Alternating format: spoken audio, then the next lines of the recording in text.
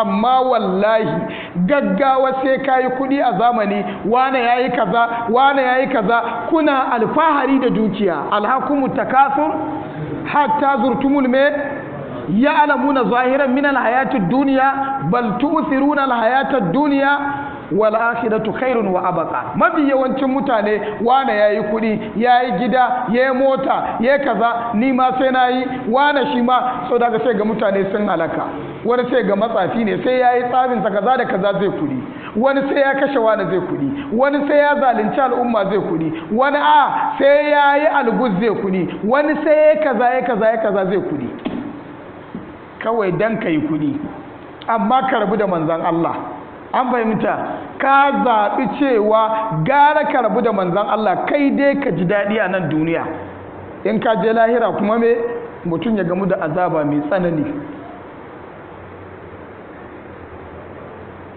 Yin kuɗi ba sharaɗi ba ne, ba sai lalle ka yi ba. Laisar gina an kasaratul ardi. Manzan Allah ya ce ba wadata ba ce sai ka tara dukiya kaza da kaza. Annabi ya ce walakin nal ghina a same ka da wadata zuci, abinda Allah ya baka ka ce alhamdulillah, gode wa Allah cikin ni'ima yar kaɗan. Amma bukatar sai ka tara kaza da kaza da kaza, wannan yana nuna rashin gode wa ni'imar Allah ne. Allah ka tsare mana imaninmu. Yin kuɗi ta kowanne irin hali masifa ce wallahi. In Allah ya jefa ma a zuciyarka ka halaka, ko me za a yi dan kai kuɗi za ka yi, tun da ka kallafa wa ranka, ka cire imani, ka manta cewa kafin ka zo duniya ka wayi umaru bi arba'i me kalimatin bi katabi rizqihi wa ajalihi wa shaqiyun aw me, duk ka rubuto gaggawan me kake sai kai kuɗi. Duk abin da kake so ka tara kuɗi dan shi mace zaka aura mai kyau ko za ta mutu ko ka riga ta mutuwa.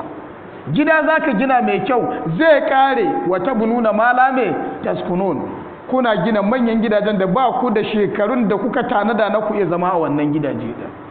In mota ce ba banza ma irinta, yanzu za a yi modan kaza kafin wani lokacin ta canja. Duk abin da kake tarawa na rayuwar duniya, wani mai hikima ya ce ko ba mutuwa akwai tsufa, akwai girman da zai zo, ga motar ga kudin ga gidan, macen ta ce ba za ta aure ka ba saboda ba irin ku ake yayi ba. An gane yayi, ga motar ba ta ma kyau saboda ka tsufa, ga gidan kato ba a ta taka. Akwai lokacin da zai zo dukkanin waɗannan, hatta abinci in zaka ci wallahi ba za ka ji daɗin sa ba.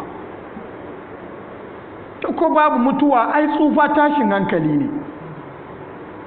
An fahimce na ai. Sadaka rayuwar tana da matukar matsala, ka dinga wannan duniyar wadda wulakantacciya. Allah bai kallon wannan duniyar da wata kima da zaka yi aunawa, ka zo ka shimfida hajarka saboda buƙatar kai kuɗi, saboda buƙatar kai kaza, saboda buƙatar ka ji daɗi, saboda buƙatar kaza kurum ka zo kai tatti duka halin da idace sai ne kuɗi. Me a cikin duniya shekara nawa zaka yi?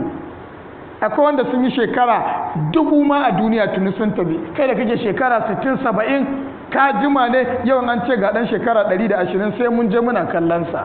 Muna ganin wani na musamman ne, ga kwanakin dandanan, sati kamar kwana ɗaya kamar awa ɗaya, wata kai ka ce mai sati ɗaya ne, shekara ta da wata dandanan fur, yanzu a ga kwanakin kamar babu su. Ina ma jin daɗin yake a cikin wannan duniya ɗin.